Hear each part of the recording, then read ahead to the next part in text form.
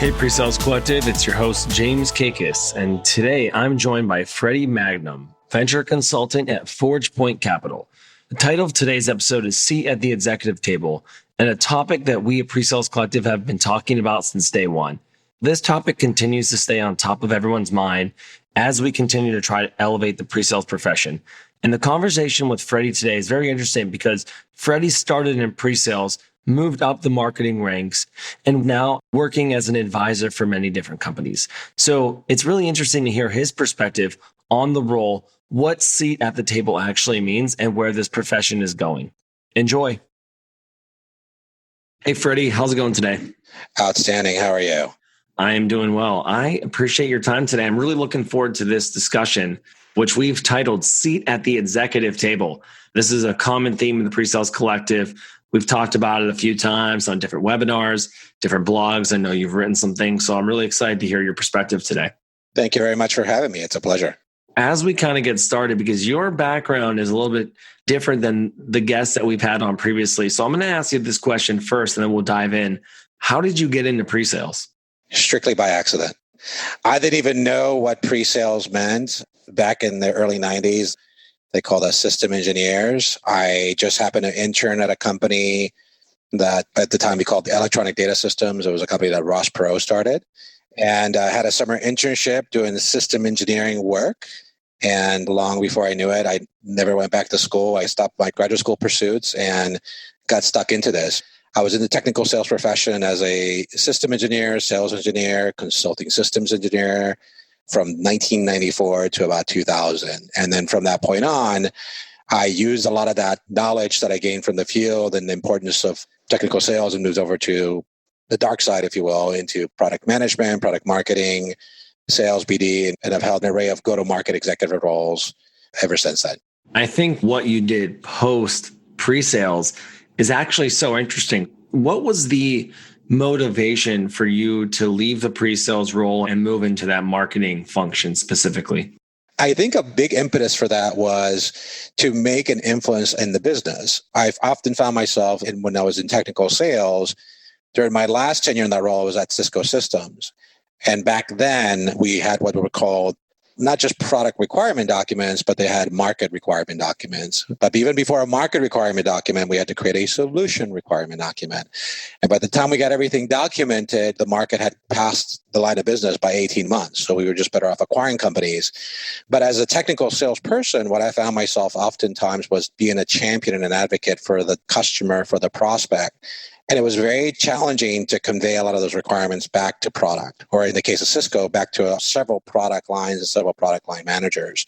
It wasn't really my original thought. I was very fortunate to have some very wise people in my career influence me. And they said, look, you seem to be so vocal. Why don't you take on the product management function and move into product management and product marketing? And that's kind of what ended up driving me to go to the dark side. And you were a CMO at multiple companies. Is that correct? That's correct. And again, it ties back to having a role that can be much more influential and be an advocate for your customer, your prospect.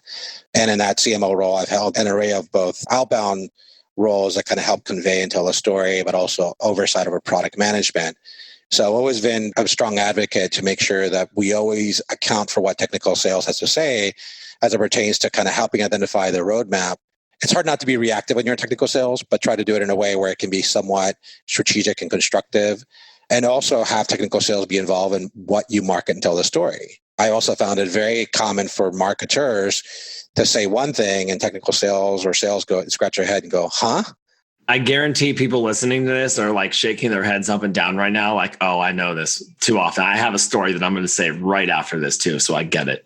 It's probably no surprise here that I'm a huge advocate and fan of technical sales. And part of it is because just like product in a lot of ways, that particular profession is in the middle of a lot of different roles. It's the hub of like sales and prospect and product and engineering and customer support. And right. So it becomes a really strong aggregate of knowledge. And oftentimes I would argue or propose that technical sales is even more knowledgeable, especially when you have one technical sales supporting anywhere from 1 to 10 sales reps. That individual is able to aggregate even more knowledge collectively. And I'll add to this last part, which is that technical sales, to me, I see as a team sport. Unlike sales where they're driving towards individual performance, what I found is that the very nature of technical sales professional are one of being highly collaborative. And in many cases, their compensation on the variable side encourages that. Absolutely. No, I think that's a great perspective. And I personally don't know too many CMOs that came up from technical sales. So it is great to hear that that career path does exist. Some of the things we talk about with the PreSales Collective are, what does the pre-sales path look like? Can it get to C-level? And I'll ask you that question later. And can it go to different parts of the business? So I like to hear that you've done that. I like to hear that you paved the way. And I'm most happy to hear that you took technical sales into account when you're in that CMO role. And I'll tell you right now, I've known a lot of folks that started technical sales, like two of my mentors. I think one of us retired by now, ended up becoming a CEO of a publicly traded company, and he was VP of sales engineering. Another one that then took over his title, ended up becoming a chief technology officer. But I've known of various technical sales professionals that are still in the profession as a VP or SVP, but some have moved into sales. Like there's a gentleman that I know who's extremely successful in sales. One of the things that he shared with me was like, look, I'm having to support these sales folks, but they don't understand really how to qualify. They don't really understand how to articulate the value. And he had enough of interest to build his soft skills to complement his technical skills. And he's been exceeding his quota quarter over quarter. And he doesn't have any aspirations to be a VP because he's like, I'm making more money and I don't have any of the management headaches. So the technical sales function, I think, gives you so much optionality, right, of where you want to take a career based on what's interesting to you. I love that. And I hope people listening understand the options that will exist for sure. And thanks for that perspective, Freddie. I definitely appreciate it. You know, as we get in today's theme, which we're titled Seat at the Executive Table, this is a topic that is part of the genesis of the PreSales Collective, right? I think it's a great field, great profession, but a lot of times doesn't get the love and the attention that it probably needs and probably deserves. I do think that's going to continue to change, and we can get into that. But I want to ask you, what does a seat at the table actually mean to you? A seat at the table means that in my 25 plus years of being in technology and being lucky enough to be exposed to venture-backed companies at a multitude of stages, everything from pre-revenue to going public, I've often found that there's a lot of discussions of how to grow enterprise value, how to grow top line, how to build a company of massive importance.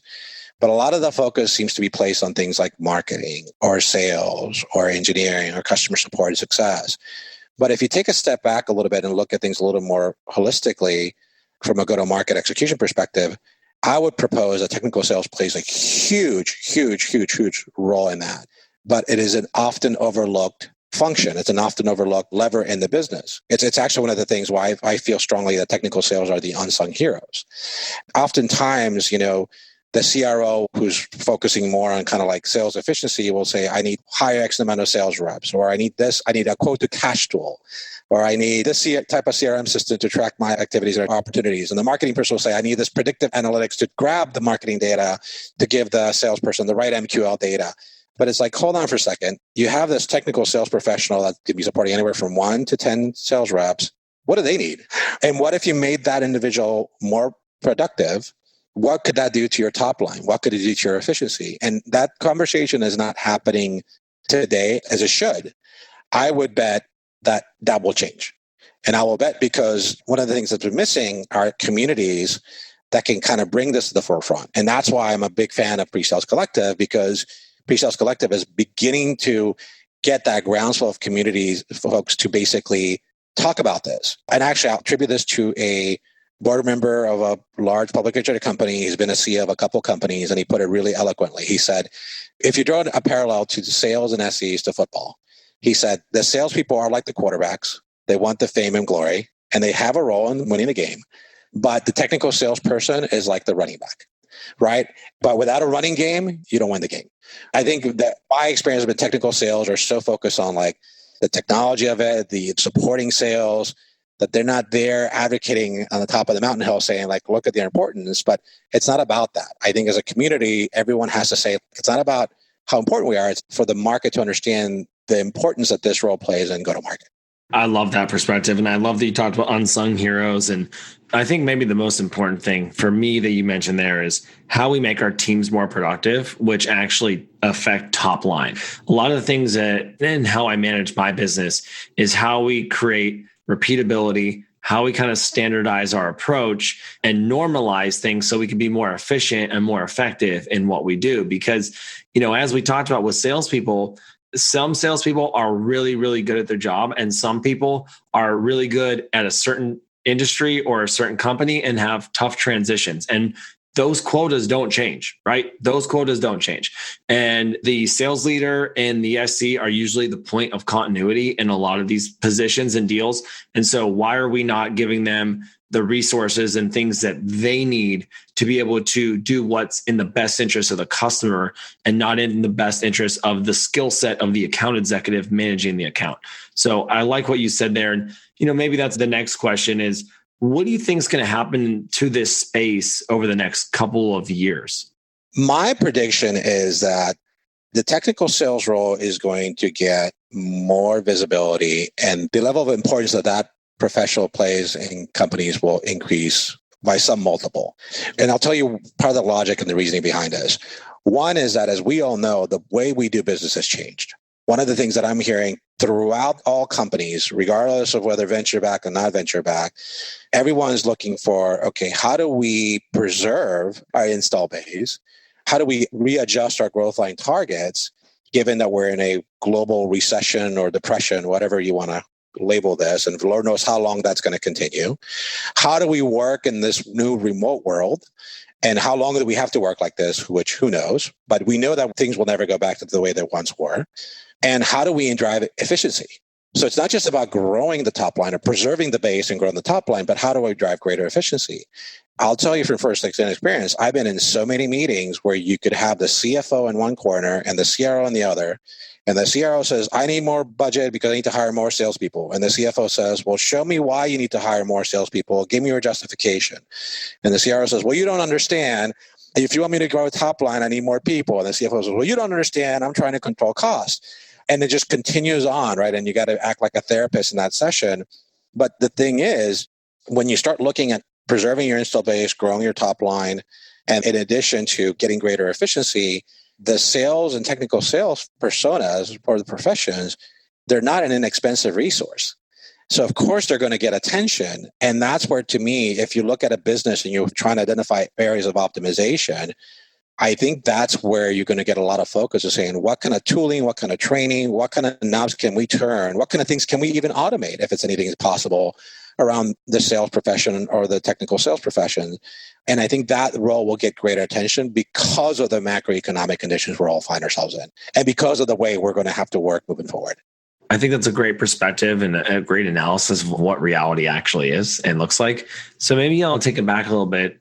Why do you think that this pre-sales role has been traditionally left out of that CFO, CRO conversation? And CRO is really just pushing for sales rep headcount versus the pre-sales role. So why are we being left out of that conversation? I think it has to do with the persona profile of technical sales. It's been one that's been much more focused on prospect and then managing sales personalities, working internally within product. And it hasn't really, I don't think, had a lot of cycles or bandwidth to escalate things to the C-suite or to the board level. I think the other component is, if you look at modern organizations, you have technical sales under the CRO. I have seen it in some cases where they'll be on the head of customer success, which I think is an interesting component. But it does lead me to ask the question that, should there be a head of sales engineering that sits beside the CRO and the CMO? Because if the requirements and the things that they're seeing are not continue to be filtered by the CRO lens, all the needs may not necessarily be expressed correctly. And I think that's why they've been overlooked, is that by the composition of the technical salesperson, they haven't been advocating to the C-suite or board suite. And one of the things that I would advocate to everyone listening here would be, it's not just about doing your job for the prospect and not doing your job for sales and for the business. I would challenge everyone here to say, extend your job, that your job also includes conveying what you see to the C-suite and to the board, making sure you understand the game you're playing in, and making sure that people understand that without a running game, you can't win Super Bowls. I like your perspective there, because I think so many organizations have pre-sales leaders that report to sales. And in my career, what I've seen at the end of the day, if I'm in pre-sales and I report to sales and it's the end of the quarter, pressure's on, and there's something that is not qualified, I don't believe in, I don't want to do a proof of concept, but I report to the VP of sales, and the VP of sales of the CRO says, James, you got to do this. I got to do it. And that is a tough situation, right? Because you need healthy friction. I'm a firm believer of that concept, but I think that that is a fundamental problem. Kind of getting on my own soapbox at this point. You have one house that has a pre-sales function and an onboarding function. It doesn't have to be the full post-sale. I think that is where like the best opportunity to make sure you're getting a seat at the table actually is, especially in early companies, because not only are you selling something and you're part of that sales process, you can hand it off to someone who's still in your team and in your organization, and you're actually held accountable for maybe what you sold. Because like you said, the churn issue, so many companies out there are selling a little bit of vaporware, and it's a mess for our customer service. Not everybody. And so I think from that perspective, I personally see that fundamental shift. I think that would be a great job in terms of managing that sliver of the pie within the organization to get a seat at the table. But it remains to be seen what's going to happen. But I do agree with you that we got to get to a point, we meaning the pre-sales community, where our role can have that healthy friction with a sales leader, and we can move the ball forward in terms of the football analogy previously. I love one of the things that you just said. It reminds me of an old movie, which I can't remember. I think it might have been called 12 Angry Jurors. But the general premise of the movie was that they have jurors in this trial, and they kind of walk through each juror's perspective of the trial. And it just shows everyone has a different point of view. And there's almost like the technical sales point of view, the sales point of view, and then reality. But what I find really fascinating about what you said is that it's really common for technical sales, as an example, say, this is 80% commit. And technical say, no, this is 20% commit. The reality may live somewhere in the middle. But I'll tell you right now, as a board member or as a CEO or as an investor, you appreciate both extreme perspectives, but you want to know as close as possible to the truth. And I think this is a perfect example to where, VP of sales may want to do a demo or a guided trial or a POC just to show activity. But I think the question there, is that really the right thing to do? Or is that really the right thing to do for the business? Is that really the right thing to do for the survivability of that executive? And I've been in countless situations where you walk in and you inspect the funnel and there was just activity because the head of sales was just being reactive, or the account rep was being reactive. And I think those are very short-sighted things. But I'll tell you right now, at a board level, at an investor level, people want the reality. And it's everybody's best interest to do that, right? So I think when a technical salesperson is encountered by someone saying, I want the demo anyway, it's like, cool, I'm happy to be wrong. But ask, like, what's the question behind the question? Why do you want that? Why do you want to do that? What's really driving that behavior? Because there could be implications long-term. There absolutely can. When we talk about this subject in general, do you think that there'll be C-level pre-sales roles? I think the answer is it depends. It depends on the organization. There's certain SaaS companies that I've spoken to that I laugh at a little bit because they would say, we have a product-led sales motion. We don't need technical sales. This product is just going to sell itself. And then, fast forward 4 or 5 years and it's like, okay, well, now we just need one salesperson, but they'll support 10. And you fast forward 2 more years and it's like, okay, we clearly need more technical sales because it's about guided trials. We have increased conversion rate. So I think the answer is that I think it depends on the organization and the complexity of the sales motion. Don Carmichael was on the podcast and we had a conversation on pre-sales careers. And some of the things we talked about were chief evangelist officer or chief strategy officer, and those type of roles being roles that pre-sale leaders can go to because they're not necessarily as technical in nature, but they drive a little bit of that strategy that you mentioned from the collaboration component. So have you seen those roles? I mean, chief customer officer as well. A lot of times that comes from customer success, but do you think that can be a path for pre-sales professionals? That could be one of many. I mean, the way we look at technical sales professionals, there's kind of a simple framework, which is that you have folks that have technical skills and you have folks that have sales capabilities. And if you kind of look at those two knobs, some folks have a high affinity and have an interest to develop more of the technical skills, may go more of that CTO type of role or chief evangelist type of role. Folks that have more of that sales component may go more in that chief revenue officer or chief marketing officer, or maybe chief or CEO or COO. But as a person's career evolves, I think it all depends on kind of what that person really wants to build and what opportunities present themselves as they're growing in their career and where they can deliver the greatest amount of performance. What are your thoughts on how we ensure pre-sales is on the radar of our executives? The number one thing that I could think of that would be prescriptive is put yourself in their shoes. In technical sales, I remember when I was 28 or 29 and I would just get so irate and so passionate and so vocal. It was my job to be my advocate for my prospect and my customer, and I would just fire off those emails or make those phone calls. And as I've gotten older, I began to appreciate what's the VP of engineering having to tackle with. So if I go back to when I was 28, I was sending those angry emails to the head of engineering at a startup I was at. Now that I look back on that, it was like, oh, he had only developers of 6 people. He was supporting 2 major product lines. He had a fixed budget. He had a long backlog of things to fix, Fortune 500 customers. And so it's just like really understand kind of like before engaging, empathize and contextualize. And then think about it, right? I mean, as technical sales, the job is to kind of qualify and empathize and understand and map the value of technology to the prospect. And in some ways, do the same thing for your internal audience. If you think of the technical sales as a value add, what kind of header can you put on your datagram, if you will, of what you're trying to convey or communicate to head of engineering or head of revenue or CEO or CFO or customer success? Really kind of try to contextualize what who you're talking to and what you want to deliver, and then how do you want to deliver it. So, Freddy, I have a lot of questions. Your experience in marketing and being advisor and board member is really unique. So before I go any further, I want to actually ask a broad question. Is there anything, especially around this topic, that I'm not asking you about right now? The thing that comes to mind is, as a technical sales professional, how can you drive influence in your company? And it's going to be on a case-by-case basis. If you have a CEO that's more technically centric and thinks the product could sell itself, if you have a sales CEO that thinks like everything's fantastic and all they care about is just driving to POCs or evaluations and everything else will solve itself from that point on. Using those two extremes, if you will, it's really just important to kind of understand, number one, again, drawing a parallel to football, know your position in the field. Are you on offense or defense in the market? Understand the team dynamics. Do you have a good quarterback? Do you have a good lineman? It's not uncommon for a technical salesperson that may support 10 sales reps that not all sales reps are equal. Some may be stronger than others, right?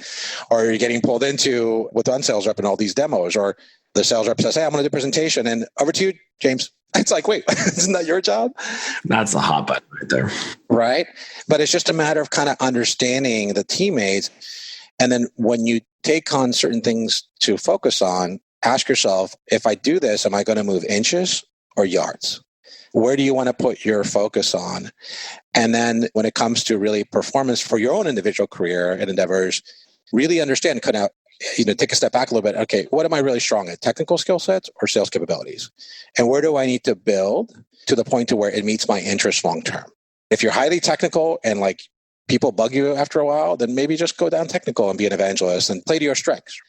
So I think it's really just important to be kind of aware of the field, aware of your team, aware of yourself, and just understand that this is a game that when we're in technical sales, we're playing there to win. A good chunk of our compensation is tied to performance on exceeding quota. And the last thing I will say, and this is a really, really important one, and I would encourage everyone that's listening to, if you remember just one thing, I would encourage you, this would be the one thing, which I think it's really important to keep score of your own performance. So think of the baseball cards, and you have the RBIs and all the metrics. I think it's really important for individual career progression to start keeping track of things like, how many evaluations do I do? What are the average deal sizes I focus? What are my notable wins? What's been my conversion rate from demo to evaluation or POC? What's been my conversion rate from evaluation to win? Just like start thinking of things as you go to your next job, or even as you communicate internally in your organization and convey your own value, you have those metrics. Because for salespeople, it's very easy. Did you exceed quota, meet it, or underperform? With technical sales, a little more nuance. So I think it's really important to keep score of your own individual performance.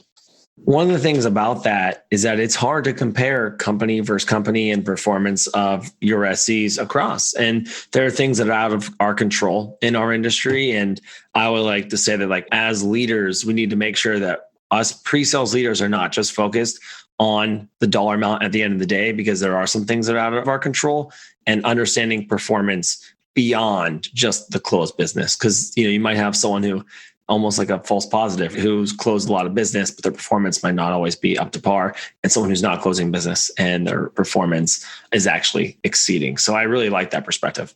I'm so glad you said that, because grabbing that data gives you the elements for the story. So if you're a rock star technical sales professional at a company that didn't quite have product market fit, and your conversion rate from guided trial to close one was 50%, that may have been a stellar number. But if someone is looking at you or evaluating you to someone that came from your company that had a 120% conversion rate, but the company was already in a hyper growth trajectory, just looking at the numbers doesn't tell you the full story. But I think it's important to have those numbers so you can say, hey, look, here's why it was 50% conversion rate. Wait, the fact that you just track that, that's really interesting. I like that. And I think it helps our individual contributors get a seat at the table within leadership and within their organization, especially bigger organizations, and helps leaders be able to justify their team's impact and go upward. So as we talk about getting on executive radar, as we talk about getting on the board member radar, those are the things that are going to be, like you said, the levers that we can press to make sure we are getting that seat at the table. So I definitely appreciate the time, Freddie. Before I let you go, I do have to ask you 2 questions we ask every guest. And the first one is, what is your favorite thing about the pre-sales role? It's a high impact role. Absolutely. And you mentioned the collaboration across. It really, really does. And the second one, what advice do you have for maybe leaders that are struggling to ensure their pre-sales team has a seat at the table within their organization? I would say go to your executive team with data, not opinions. That is great. Freddie, thanks for the time today. Really appreciate the conversation. Appreciate you being active in the pre-sales community and being an advocate for our profession generally. You got it, sir. Thank you for having me. Okay, Pre-Sales Collective, thank you for listening to today's episode. It's always interesting talking to someone in Freddie's position and understanding their perspective on the pre-sales role, on the pre-sales industry. You know, some of my favorite takeaways were the fact that it's clear that technical sales needs a seat at the table with the rest of the go-to-market organization. As technology changes, as sales changes, our role becomes more and more vital and critical to organizational success. So I'm really excited to see what is going to change and how it's going to change over the next couple of years. One of the takeaways, again, was you are responsible for making that happen. This isn't going to happen overnight. It's not magically going to happen. It's going to take the pre-sales collective, the pre-sales profession generally, making this a reality, getting a seat at the table, proving our worth, proving our value. And the third takeaway for me is that pre-sales professionals can be C-level executives. It's just a matter of what and when. Okay, Pre-Sales Collective, thank you for listening to today's episode. As always, please like and share the podcast. A different ask today is if you are listening to this podcast and you're using it with your teams for training or educational purposes, will you please reach out to me and let me know? Otherwise, we will see you next week. Thank you.